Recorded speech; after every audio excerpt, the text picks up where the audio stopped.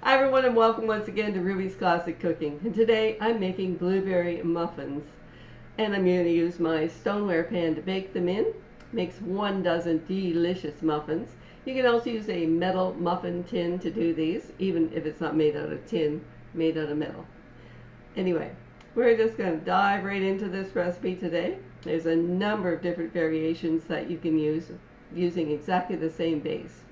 So I'll probably be back and show you some of those other variations as we go forward. Anyway, so it's made, these muffins are made using what's called the muffin method, and that means you have 1 bowl for your dry ingredients and 1 bowl for your wet ingredients. And then you put your wet ingredients into your dry ingredients and you're done. So let's start off with the dry ingredients. Right now I've got 2 cups of all-purpose flour in here. And don't worry, metric people, all the metric equivalents will be in the recipe when I write it in the description box below.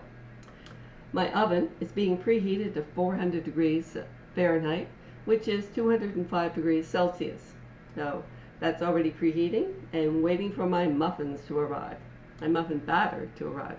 You can also, you can grease your muffin tins, or you can use cupcake papers to put in them.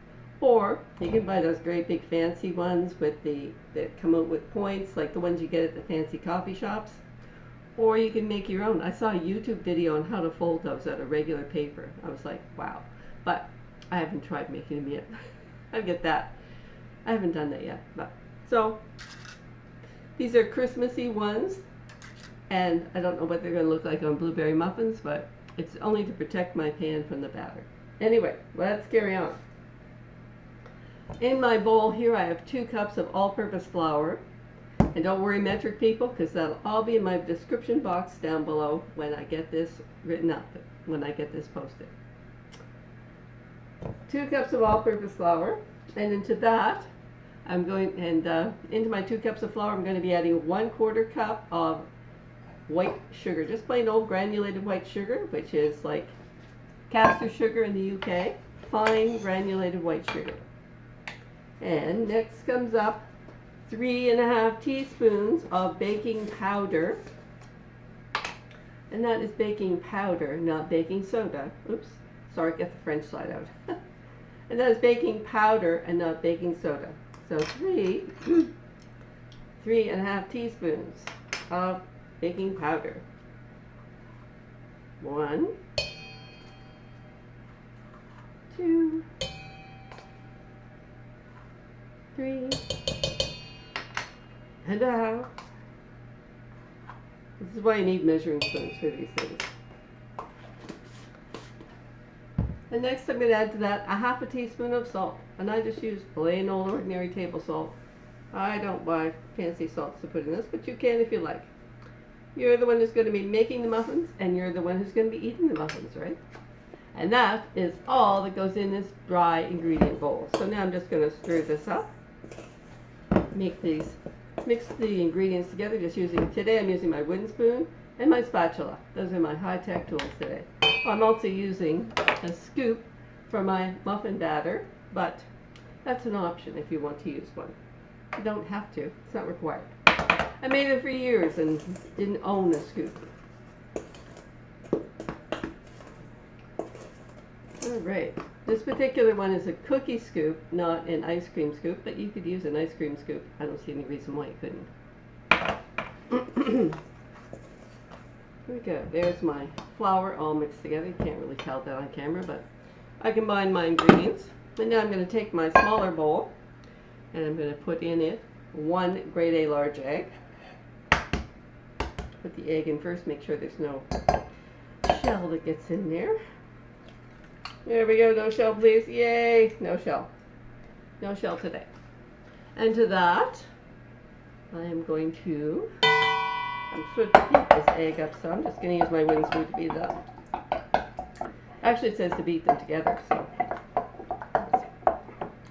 1 cup of milk, now I use 3.25% homogenized milk, otherwise known as whole milk. But if you use 2% or you use skim milk or 1% milk, that's your choice. I just find the extra butter fat gives you a little a little extra richer taste in your baking. And I'm also going to add 1/4 of a cup of liquid oil. You can use liquid oil or melted shortening. All right, now I'm going to beat these ingredients together. I got my bowl full of dry ingredients. Okay, now I'm just going to take my flour and take my liquid ingredients in here, and I'm just going to dump them in here like this. Boom. There we go. I'm just going to stir these together. And you're going, Ruby, you forgot the blueberries. No, I didn't forget the blueberries, because after I get this all mixed together, that's when I stir in 1 cup, waiting off camera here, my 1 cup of frozen blueberries.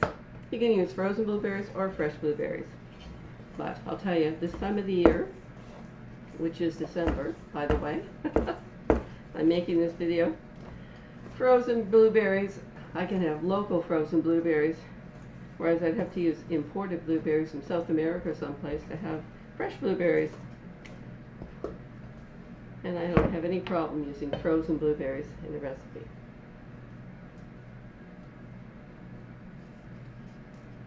And there you go, just that quickly and easily you have your muffin batter mixed up.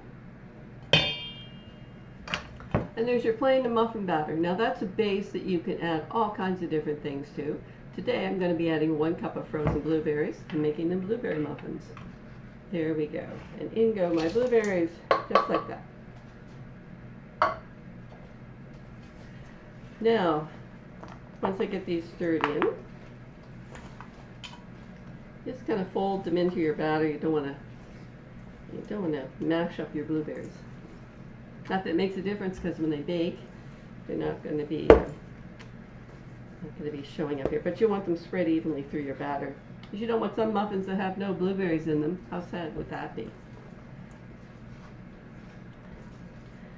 My sister one time bought a batch of muffin mix. She thought, okay, well I'll be smart. I'll just buy blueberry muffins, and I'll just have to add my egg and my oil to them and my milk, and there you go. And then she baked them, and she said, the blueberries looked very strange. They were like these little blobs. She couldn't figure out what in the world they were. They didn't look like dried blueberries. So she examined one closely, and it was actually a little teeny blob of blueberry jelly, or blue colored jelly. When she looked at it, they were artificially produced blueberries. Artificial blueberries. And she was like, artificial blueberries, and that's what they were, little blobs of gelatin that were blue colored, that sort of had some artificial blueberry flavoring in them. Believe me, that's nothing like what's in this bowl right here. And frozen blueberries are available at your grocery store, at least in my neighborhood, 12 months of the year, and sometimes they're on sale for, $1.99 a bag. They don't have to be expensive. Alrighty, now I'm just going to scoop my batter into my muffin tin, into my muffin cups. There we go. And this should make 12 blueberry muffins. 12 delicious, tasty blueberry muffins. And 18 to 20 minutes in my oven should produce me a batch of muffins. Now I'm going to pop my 12 muffins into the oven for 18 to 20 minutes, probably leaning towards 20 minutes because of the fact that the blueberries are frozen. And I'll be back to show you my finished muffins. Well, here I am back again with my blueberry muffins, all steaming fresh and hot from the oven, and all golden brown and delicious, and believe me, they smell just as good as they look. I hope you enjoyed my video today, and that you will like, subscribe, try this recipe at home, and come back and join me next time on Ruby's Classic Cooking. Bye for now.